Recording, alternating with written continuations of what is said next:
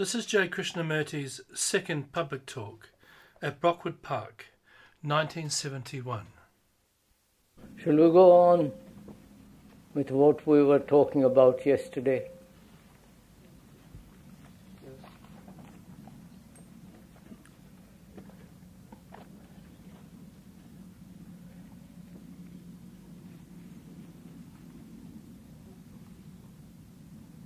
We were saying yesterday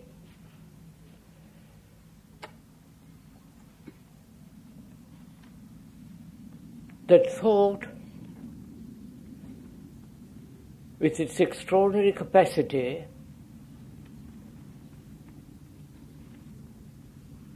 has created a world, objectively and both subjectively, a world of confusion, strife, constant battle both within and without, a wonderful world of technology, and at the same time, thought has divided people into nationalities, religious beliefs, dogmas, rituals, and thought also in relationship with one another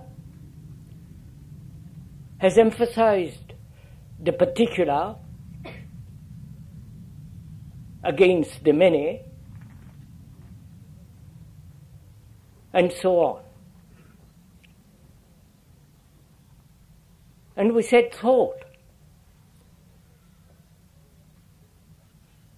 though has a very important place, is also an instrument of danger. Thought builds great many images, both inwardly and outwardly, in all our relationships. And hence, there is a division in relationship, which invariably brings about conflict and separation. Now, that's more or less what we talked about yesterday, though I'm afraid I can't repeat all that was said. So if we may go on from there, we said thought is image, measurable, and thought as image becomes the authority.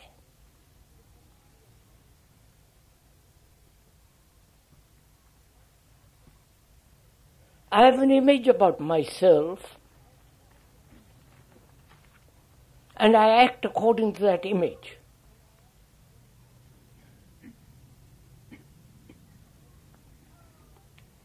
And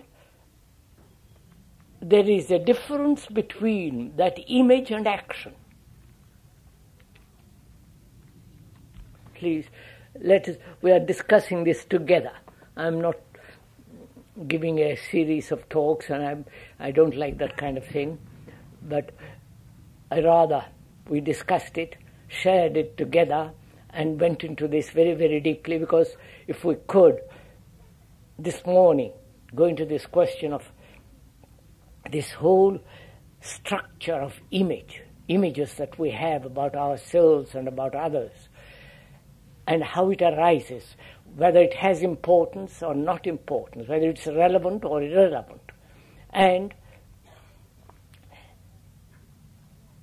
where there is freedom and the interference of images as authority in freedom. Right? I don't know if are we communicate right a little bit.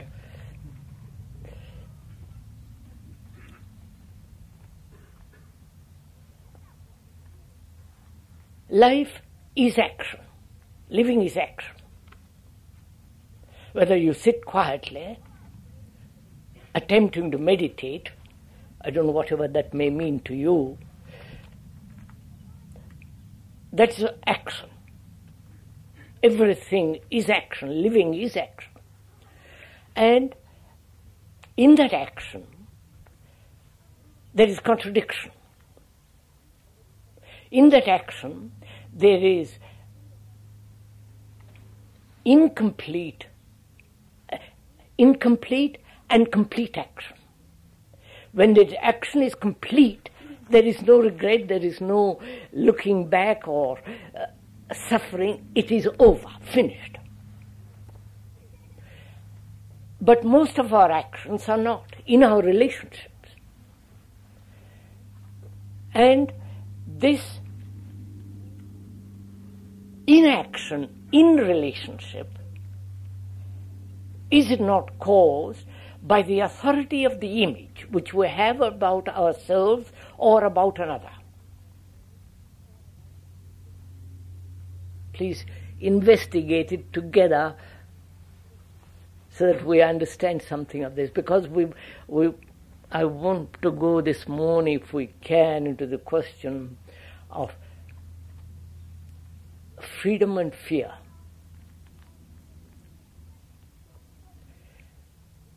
And whether these images that one has, you know what I mean by images? You have images, haven't you, about yourself? Dozens of them.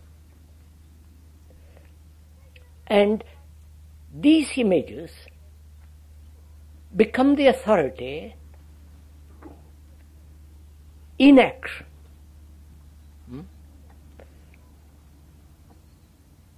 Right?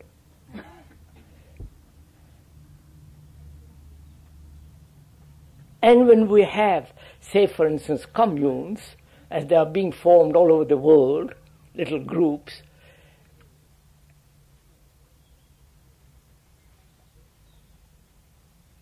for those communes to function easily, efficiently, without any conflict between each other in the commune, if I, belonging to that commune, a particular commune, have an image what that commune should be, that image becomes the authority. Though I reject authority of the establishment. I don't know if you follow. Yes. I'm glad you followed that.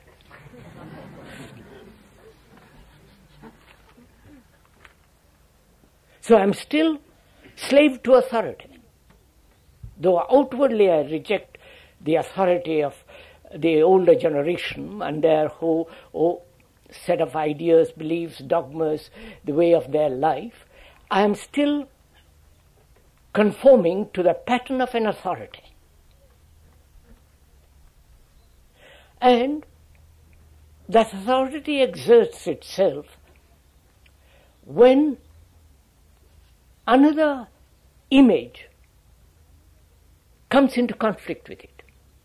And we soon find a commune is broken up, as in society, as in every established order. So, is it possible to act without the image as the authority?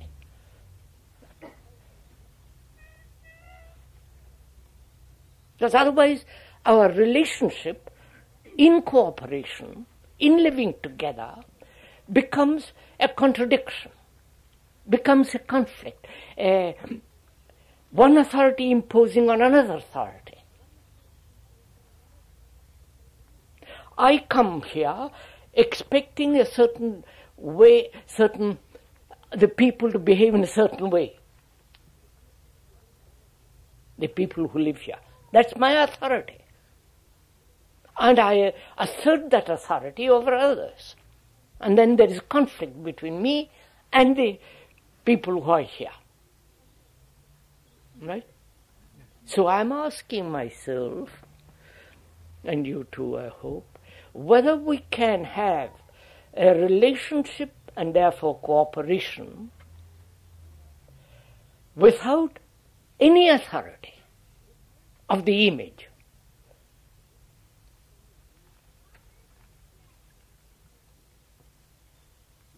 Because more and more, as one observes in the world, whether in Europe or in America or in Asia and India, this problem is becoming more and more important. How to live together without any conflict.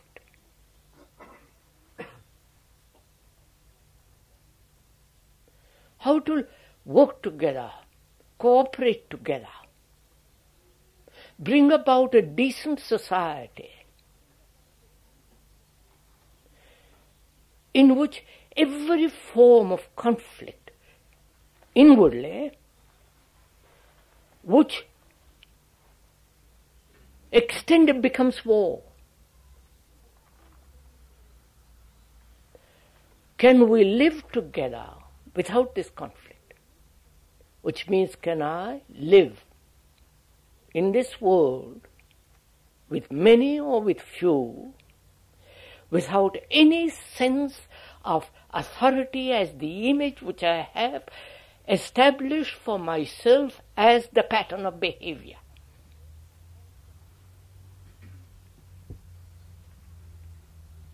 Go on, sirs.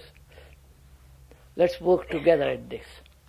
When people share an experience, there seems to be an image that's created when the people try to relate to each other about the experience that they've shared.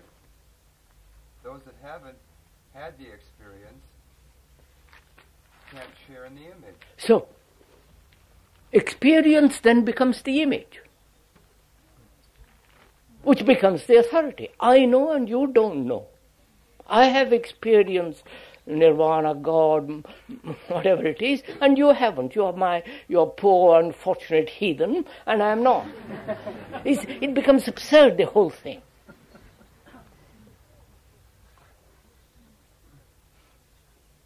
So please, this is really a very serious question, you follow? This isn't just a thing you casually answer or assert, but it requires a great deal of examination and exploration. Whether a human mind, which has built for its own security in its relationship with other human beings a series of images as knowledge. And if these images remain, then there must be a separation and therefore conflict in the relationship. And these images are built by thought.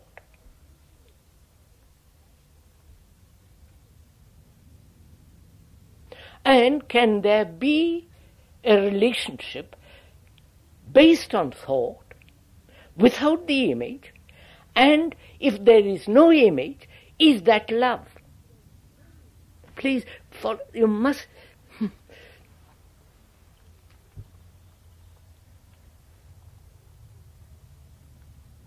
So can there be an action without any sense of authority? Yeah. Don't say yes or no, please. This is too. Please inquire into it. In my life, in my daily life, in contact with so many people, much more intelligent, more clever, more, beautiful, sensitive, can I live with them without any form of friction, without any image, and yet be in relationship in which cooperation is possible? So I have to find out why these images exist and whether these images can be dissolved.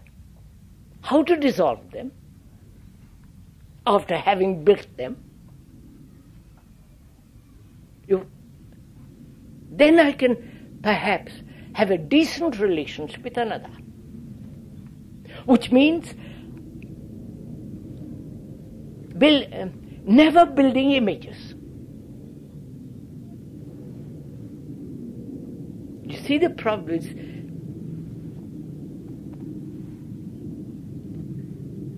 how can you order millions of people without having images about how they should be ordered? how can you order millions of people in these complex urban civilizations without having images about how they should be ordered? How can you have order over a million people without creating an image? But I don't want to order a million people. I don't want to assert any authority over anybody, because I don't place myself as a guru, as a teacher, as an authority of any kind. I don't mean you personally. No, about any. So take oneself. Let's begin with oneself and then extend it.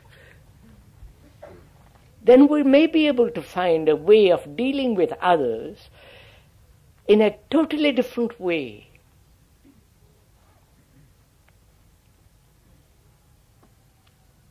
Is there recognition without an image? So just first listen to what first do listen to what I have to. Not that I'm preventing you from asking questions. First let us see the extraordinary complexity of the problem. And because it is complex, one has to approach it very simply. But by saying you have to dissolve images, doesn't that mean you're putting a separation between the image and yourself? Are you not putting... No, sir. Is not the image that you have about yourself is part of yourself? Can you divide yourself from the image? You are the images, the many images that you have about yourself. You are that. You are the furniture, because you have identified yourself with the furniture. You are the house, the wife, the husband, the girl, the boy. You are the various experiences, knowledge, hopes, fears, angers, jealousies. You are all that. All those are the images you have.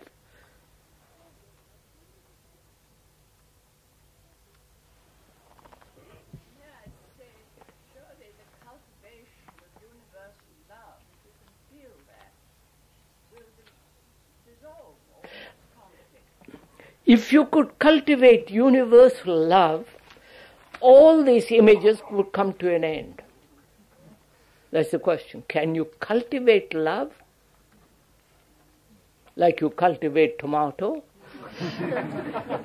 No, I'm not being sarcastic, please. Can I cultivate humility? Can I cultivate love? And if it is cultivated, is it love? Is it not the product of thought? In other people, in other words, the Christ spirit, or Krishna, or whatever spirit, you happen to feel most close. You see it in the other, as well as yourself. You see the point of view of another as well as your own point of view, and related to each other. I don't quite... So you're making it all so complex. I'd rather be very simple about this.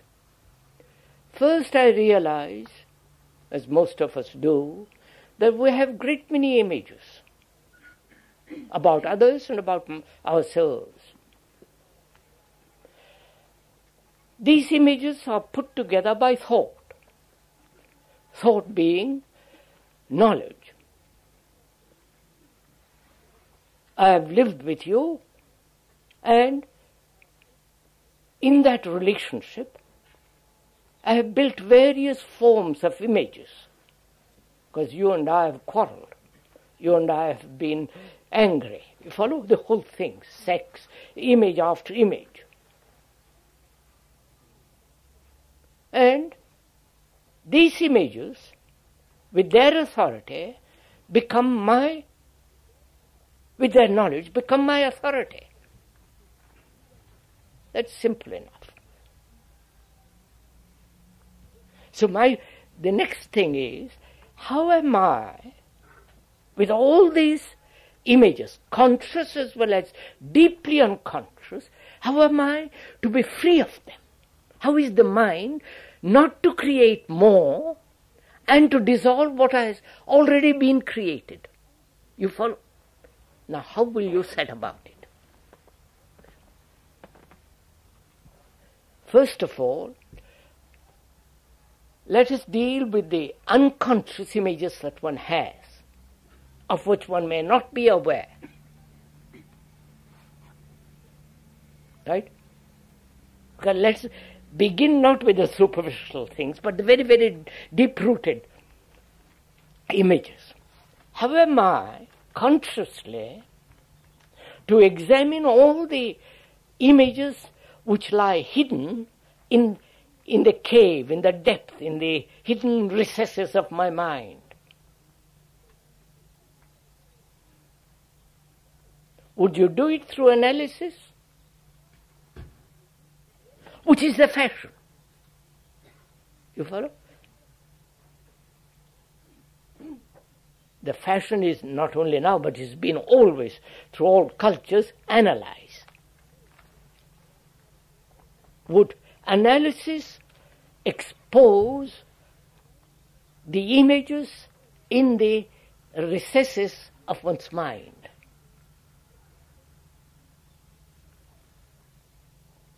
Please, let's examine it together. How can one analyse if one is changing all the time? How can one analyze If one is changing all the time? if one is changing all the time? Can one, is analysis possible if one is changing all the time? Is one changing all the time, or changing the images all the time? The images about myself changing. I don't like that image, I like that image. And so there is constant movement from one image to another. That's not change. Change implies a total cessation of image forming. So please let's stick to one thing. What is the basis of the image? Huh? What is the basis of the image? What is the basis of image? That's what we're going to find out. You will see it in a minute. You go into it. All right, let's examine. What is the basis of image?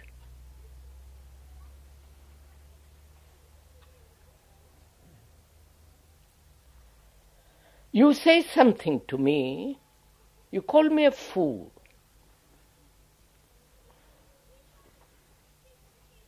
And I react to that. I react to it because I have an image about myself as being not a fool.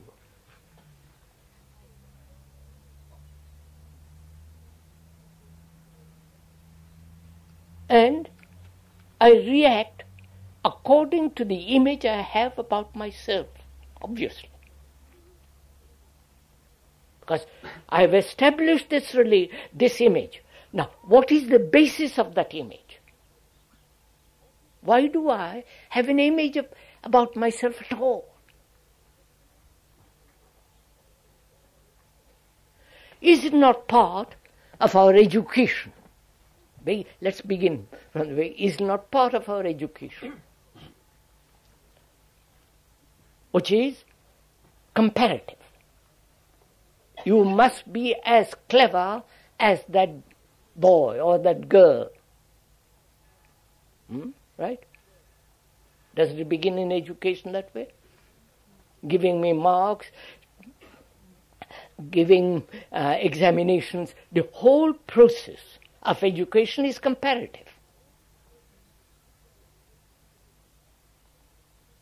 And there is the beginning of the basis of image building.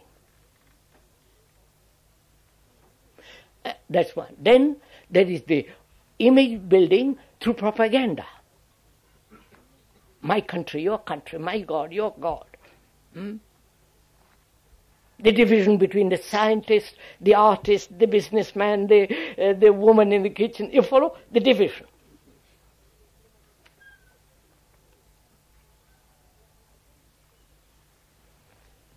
The more sensitive one is, the greater the burden of images.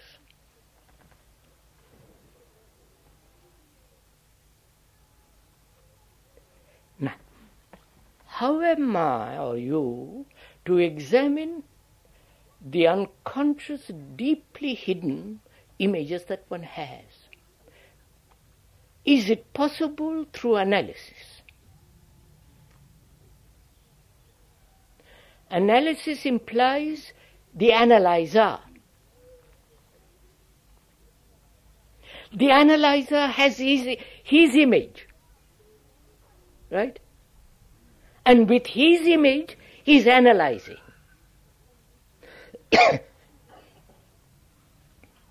His image is his knowledge. I don't know if you're following on this.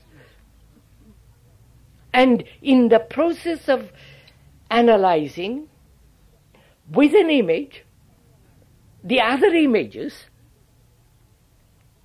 is there not an assertion of authority of one image over others? Right? And analysis implies a duration, a time, lengthy time. And every analysis must be complete, otherwise next analysis is carried over by the misunderstanding of what you have examined or analyzed. I don't know, right? So, for me, analysis is totally false.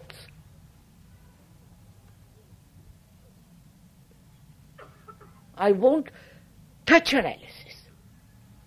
To me, that prevents action, because I keep on analyzing, and I never, till I die, and I don't act. That's a very clever way of avoiding any kind of complete commitment and action. What do you mean by analyzing? Examining, finding the cause, and going further behind the cause, step by step analyzing, examining. Isn't that thought? That is thought, obviously. Well, then there's the image. Big one, sir? There is the image. Therefore, I say to myself, through analysis, the image will continue in different forms.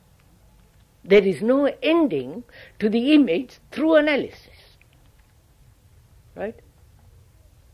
So I must find a different way of understanding and dissolving the images and preventing the images from coming into being. I don't know if... So I see analysis doesn't resolve, doesn't end the image formation.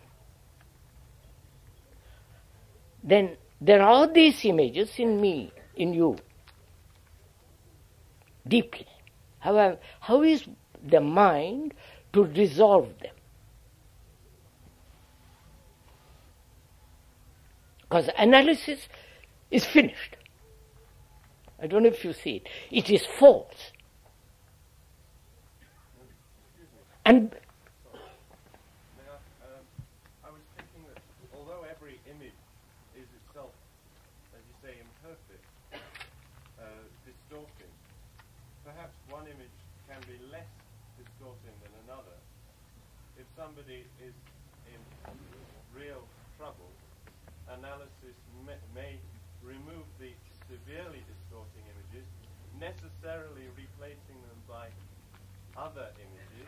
Less distorted. Will be less distorting and will place them in a position to begin to remove all. I understand. Therefore, the less distorted image replaced by a little more less distorted image, and so on and on and on and on.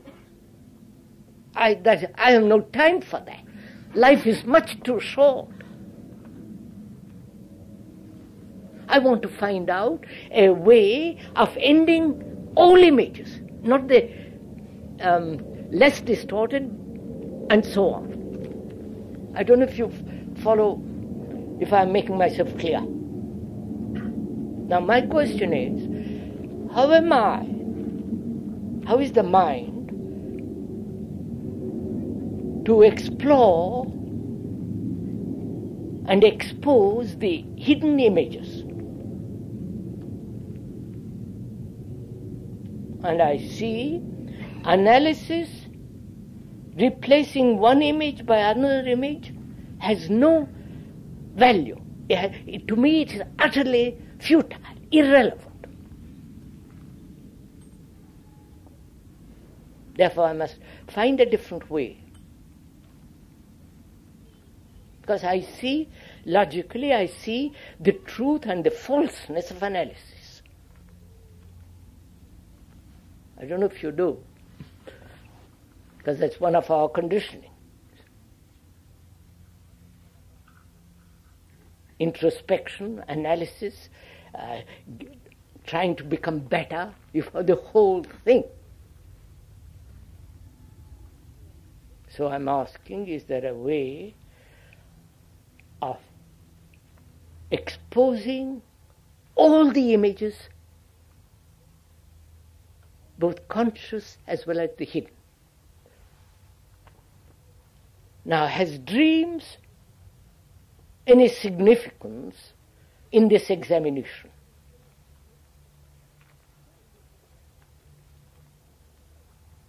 Most of us have innumerable dreams. And some of them are relevant and the others are irrelevant. And some can be understood as when you are dreaming itself. Dreaming is going on and the explanation is going on. Have you noticed it? Can I go on with this?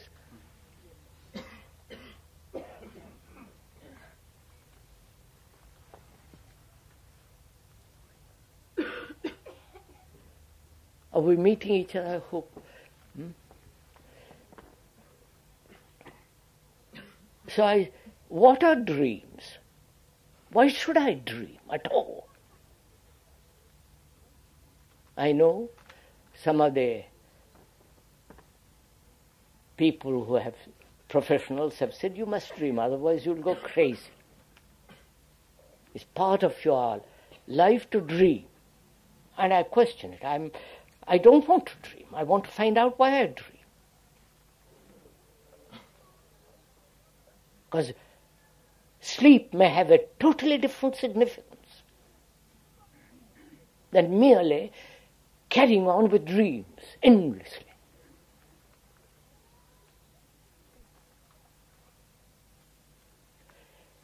Now, what are dreams?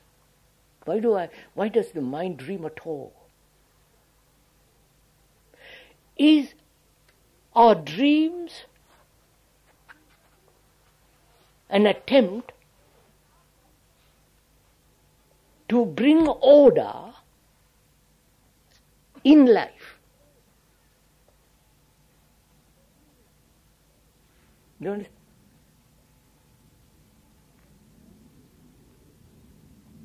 If I have an orderly life, which will go into what is order, if we have an orderly life, would I dream at all? I do not know if you have not noticed that before you go to sleep, don't you go over the day's happenings? Don't you? Take a record of everything that's happened and say, I should not have done this, I should have done that, this was better done and that was better said, I wish I hadn't done. You follow? Don't you go do this? No? Why? Why do you do it? Isn't it to put order? No? Come on. Obviously. To try to bring about order. And if you don't do it, the brain does it while you're asleep. Because the brain can only function in order efficiently when it has complete order. No? The neurotic person cannot function orderly. It's only the mind, the brain, that has established order within itself that can function logically, healthily, sanely. No? So, the brain is always attempting to establish order within itself. And dreams may be the expression of trying to bring order. So if I can, during the day, please follow this, during the day, the waking hours, bring order.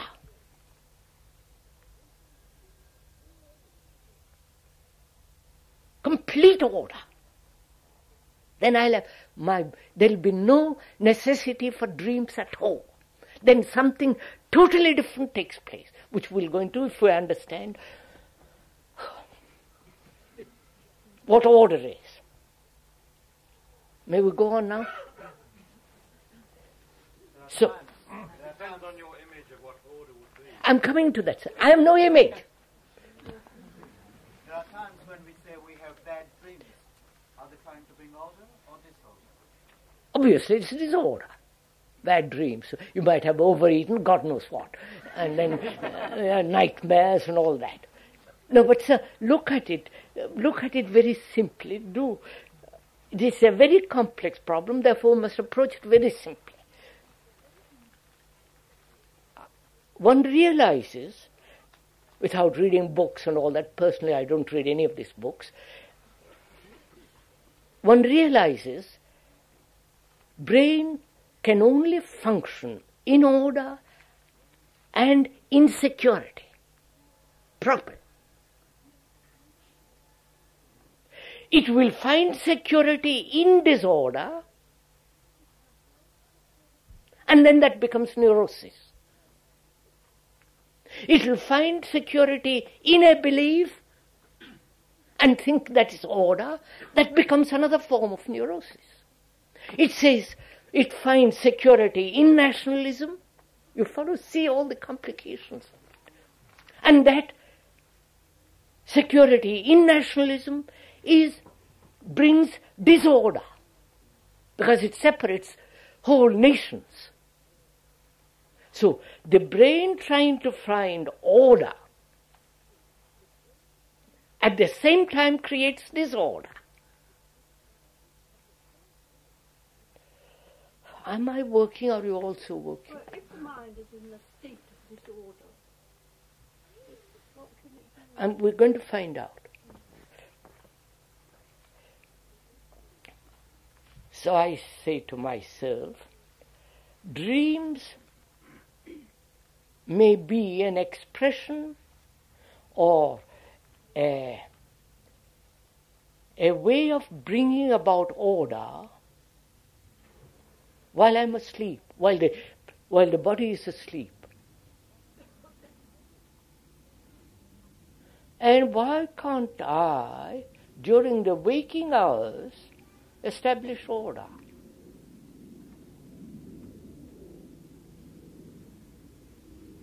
So I have to find out what order is, right? Is that order based on my image of what order should be? Then it's not order. So I have to find out what is disorder, not order. Right? Because through disorder, I shall find out what is order. It will naturally happen. Through negation, come to the positive, not the assertion of the positive. I don't know if you follow this. Right? Can we move along together? So what is disorder in my life, in your life? What it is, not what it's, what you think is disorder. Because the moment you say, if thought says this is disorder, then thought has a pattern of order. See you follow? And therefore imposing what thought thinks is order on disorder, in which there is contradiction and a discipline, there is suppression. You follow? All that follows. Oh Lordy. All right? So I must find out what is disorder. What causes disorder? What is the nature of disorder?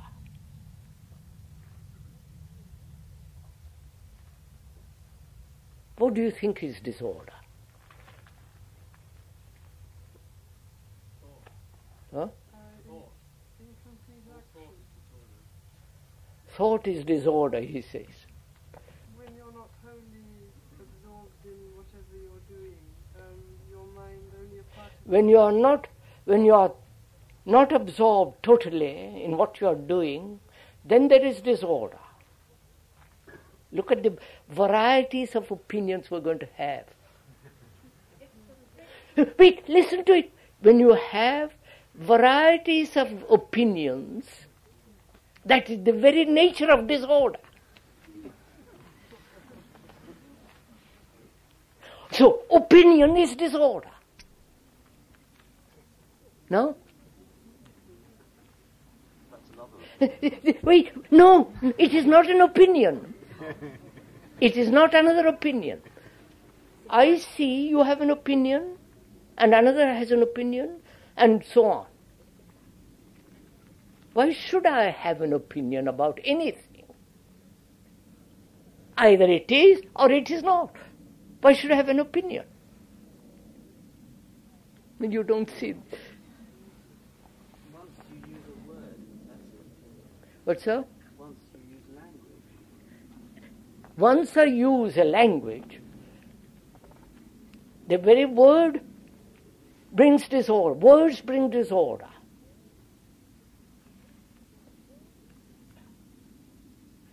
I have to use language. And we use language and say, look, I'm using the word hesitantly. Don't attach too much importance to that word. Let's change the word if it doesn't isn't representative of the meaning of which I want to give to that word, and so on. That's all settled and established. But I'm going to go much deeper, which is I see factually the moment there are opinions, that is the very one of the causes of disorder. Why should I have an opinion about that microphone? Or about how you behave? Why should I have it? Or you have an opinion of how I should behave? Why? Opinion is interesting, is it? No, please.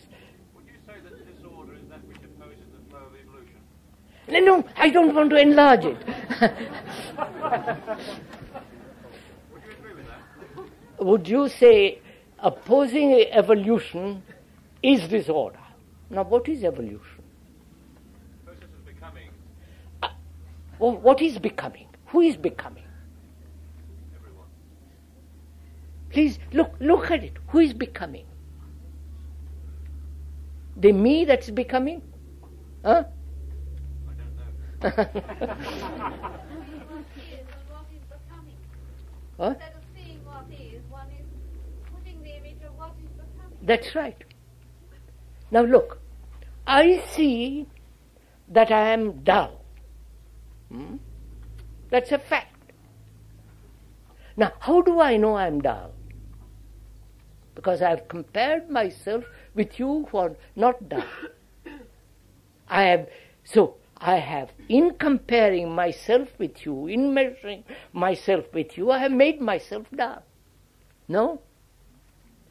Am I dull if I don't compare?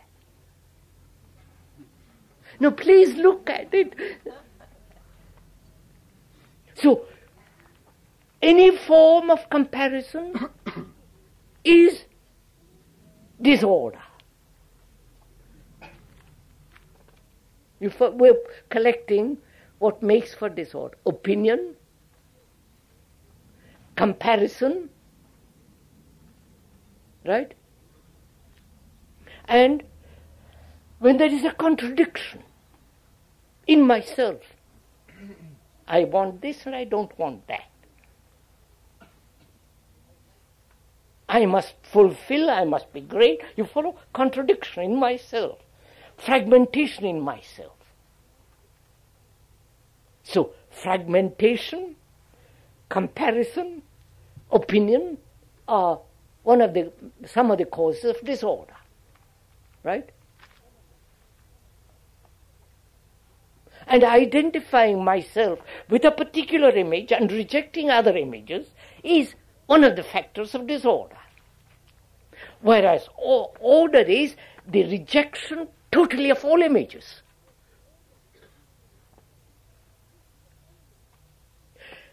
Living a life without comparison. You following?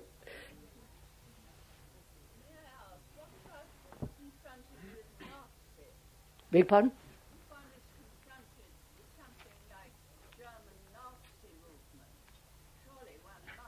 Oh yes, obviously. The Nazis are everywhere, I'm afraid, not only there.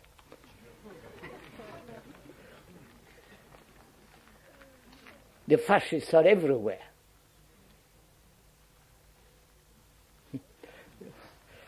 Well, never mind.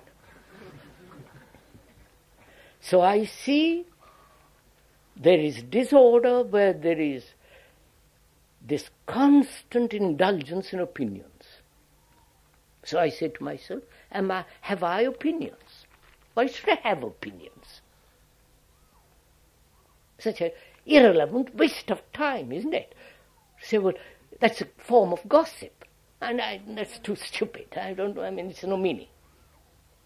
And am I living a life of comparison, always comparing myself with you or with somebody who is more clever, more intelligent, more bright, more nicer looking, for this battle that goes on. And is there in me any form of image, imposing one image over the other, or do I see that any form of image in myself brings disorder? So I've discovered many sources of disorder. And when these sources dry up, there is naturally order. Then there will be no dreaming at night. You follow? Because I have established during the day complete order. And that means mind must be completely aware all the time. No, I won't use all the time for the moment. Mind must be aware during the waking hours so that when you go to sleep, the mind is quiet.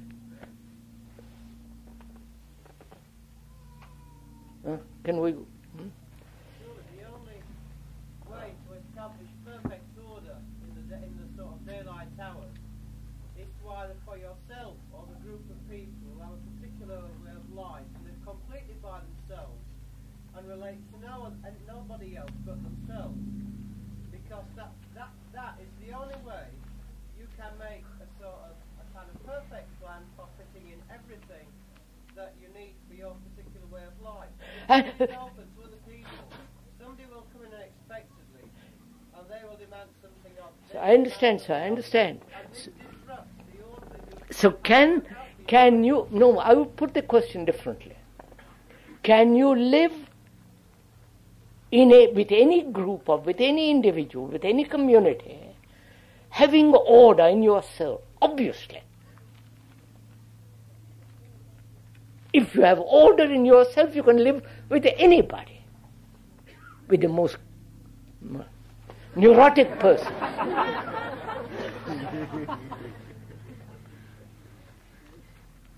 what I meant by becoming, the fact that a neurotic person must have some means to establish that order in himself. How does the ordinary man become awake, as you say, all the time? I'm going to show you, not all the ordinary man who is not here.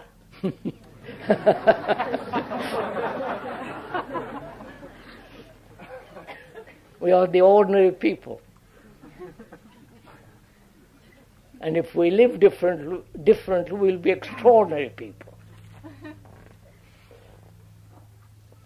So, I see, it is observable, you can experiment with this if you are serious enough, that a mind which has order during the day, we said order is the understanding of the processes of disorder, not imposing what it thinks is order and disorder, but seeing what is disorder actually in daily life as opinion, comparison, image, and so on.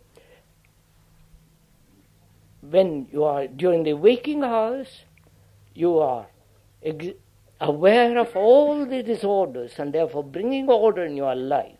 The brain then, when it sleeps, is quiet because it has order. Now what happens when the brain is totally quiet, except it records, but it's all recording very, very little, superficially, you understand? I don't know if you have done all this experiment with your sleep a little bit. Oh Lord, I'm talking Greek, am I?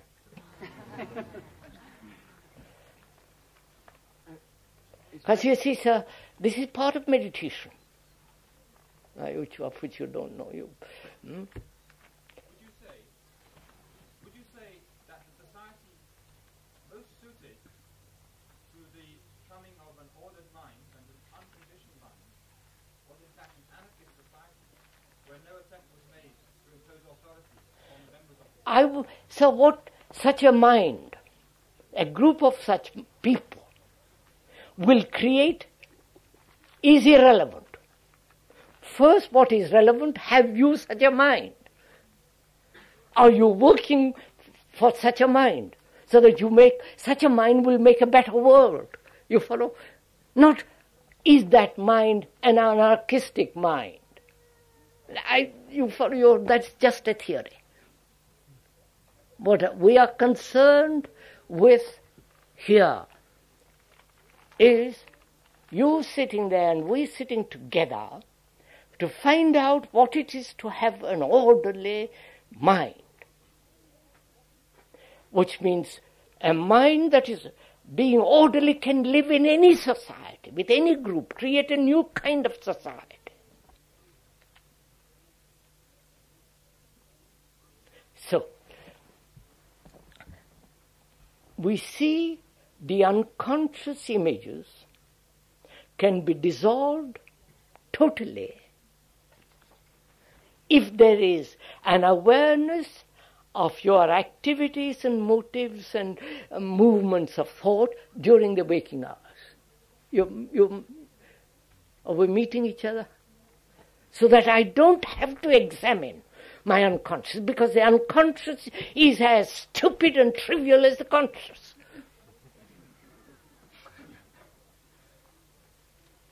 Because consciousness is the content. Without the content, what is consciousness? We won't go into that for the moment because that leads somewhere else. So now, question from that arises is how am I to prevent image forming? I know how to dissolve them by becoming tremendously aware, as I pointed out during the day, attentive to what you're doing, how you move your arm, your walk, your speech, you follow the movement of your eyes. And that's why meditation, they say, keep your eyes closed. We won't go into all that for the moment, into meditation. So if one is aware of all that during the day, attentive, you can dissolve the images that one has. Now, how is one to prevent image forming? You understand my question? Next question. Are you interested in all this? Oh, of course. Sorry.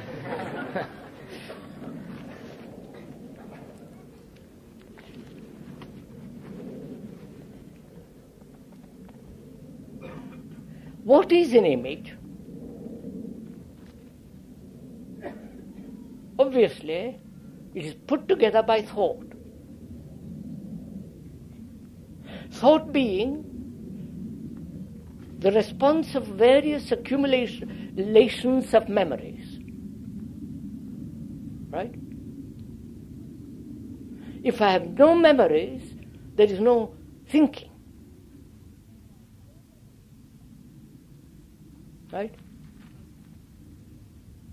Very simply, I ask you where you live, and your response is immediate. I ask you your name, your response is immediate, because you don't have to think about it. You have thought about it, repeated it, it is an instant response. If a more complicated question arises, you have time interval between the question and the answer. In that process, you are thinking. Thinking according to your memories, experiences, knowledge. Right? And if you're asked a question about which you know nothing, your memory can't operate because you know nothing. But if you say, well, do you believe in God? You say yes, because you follow, or not, according to your conditioning, which is your knowledge, the result of 2,000 years of propaganda or 10,000 years of propaganda. So, thought is the response of memory, knowledge, which is the past. Now, I'm asking myself, I know thought puts together the images. You call me a fool, I've already built an image about you and about myself. You insult me, you praise me, image. You follow? Any incident happening, image immediately is formed. I'm asking myself and you whether such images need be formed at all. And I see the danger of images, the absurdity, the irrelevancy of images, and I see the necessity of putting an end to image. How is this to happen?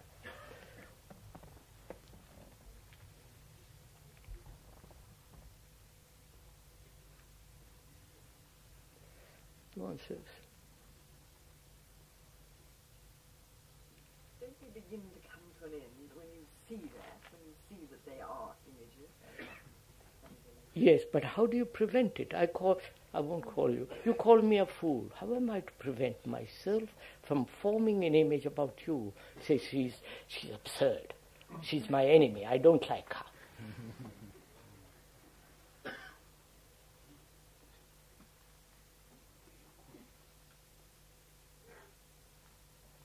what's wrong with not liking somebody? To say that you shouldn't not like somebody. No, you missed my point. Has questioning got anything to do? So look, I'm asking a question, I say, we see images are formed. How quickly, unconsciously or unconsciously, they're formed all the time. Now, how is the mind to prevent that? Aren't I a fool if you call me a fool? Or if you call me anything, I am the same. Yes, but if I flatter you, yeah. I say, what a lovely man you are. And you purr like a cat. It's so obvious. So how is this image to stop? Please inquire into it. By not identifying with the body. That means who is it that is going to make the attempt to not to identify? But by wanting to stop, you're placing an image in front of you. You see, why want to stop? You see, by wanting to prevent something, you have... No, I see the danger of images. Right? I have been brought up till I was 8 or 9 or less in India with a tremendous conditioning. I won't go into all that. And there it was conditioned. And I meet a Catholic later and I say, well, how absurd he is. With his dogmas, with his beliefs, and his saviors and his images and all the rest of it. Which is, you follow, my image against another image. And I see this division invariably brings about conflict. And I want to live in peace. You follow? Peace, not just idea of peace. Be peaceful, completely. So that there is not a flutter of violence in me. And that can end only when the image forming comes to an end.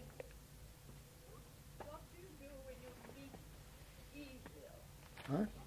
What do you do when you meet evil? What do you do when you meet evil? Now wait a minute, what do you call evil?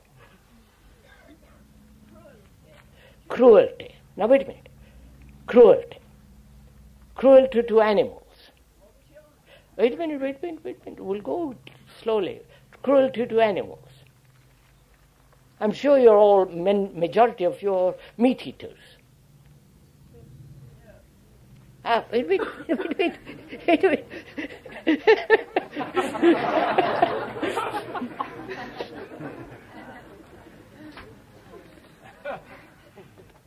Face it, sirs.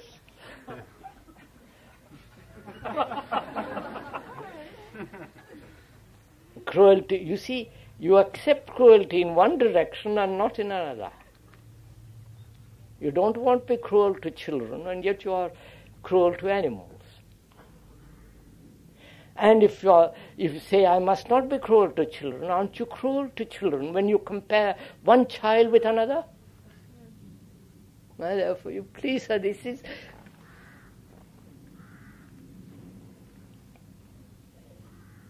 Killing another human being by a word, by a gesture, or with a gun is the same. And we indulge in that, don't we? Oh, you're a stupid man. Finished. Oh, doesn't belong to that class. you know. So, please, let's get back. How do you prevent image forming so that the mind has never an image, whatever you do? No, please, sir, just look at it first. Look at the problem first. Whatever you do, run away with my wife, do anything you like, cheat me, everything you like, and yet no formation of any kind. You're too quick in answering these things.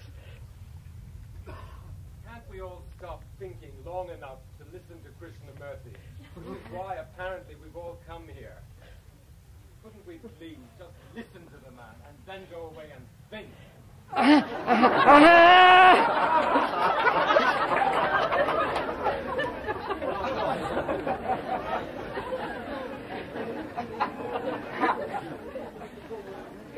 Sir,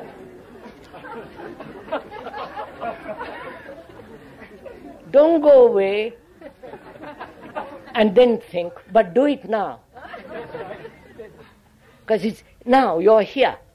When you go away, you will dissipate it. While you're here, work at it. Which is, I'm asking you, how am I, how are you to prevent any kind of formation of image, whatever another does? You know, it's one of the most difficult things, you understand? You run away with my wife, you know what happens?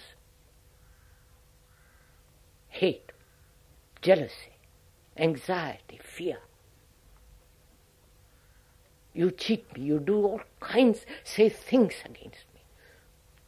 So can the mind never create an image? I'll show you how it is done. If you do it, if you're serious about it, if you play with it, you won't do it. As we said, if during the day you are attentive of everything that is happening inside you, and you can, pay complete attention to what you do, your gestures, your words, your ideas, your motives, just, attentive, not correcting,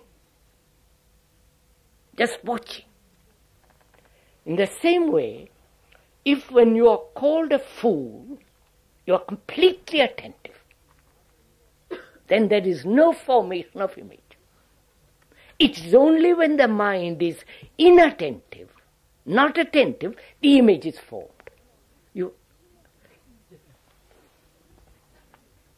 When I listen to you completely, with real attention, we'll go into what is attention, real attention, there is no me to get hurt. I don't know if you have been so completely attentive so that there is no center, only attention. In that attention, the observer is the entity that creates and reacts to images. When there is no observer in that attention, there is no image forming at all. So what is attention? Now, attention means listening, seeing, without any distortion, doesn't it? Which means no opinion, no comparison. You follow all that. No disorder. So when the mind listens completely, attends at the moment when you call me a fool, completely attend. There is no image. There is no time or energy to create images. Because all your energy is taken in complete attention. I don't know if you feel it. How would you deal with sudden personal tragedy or shock? Just please do that. We'll deal with that perhaps next Tuesday or when we are going to discuss, or next Saturday. But just take this one thing for the moment. That is, when the mind is completely attentive, and it cannot be completely attentive if attention means harmony, doesn't it? Harmony between the body, the mind and the heart, complete harmony. Not established by an idea of what harmony should be. Then it is thought imposing an image of what harmony is upon the disorder of the body, mind and heart, which is just like continuing or strengthening or perpetuating disorder. So When the body, the heart and the mind are completely attentive, which means the whole being is attentive, then there is no image making at all. Right? Do it. Not tomorrow, now as you're listening to this. I think we better stop, don't you?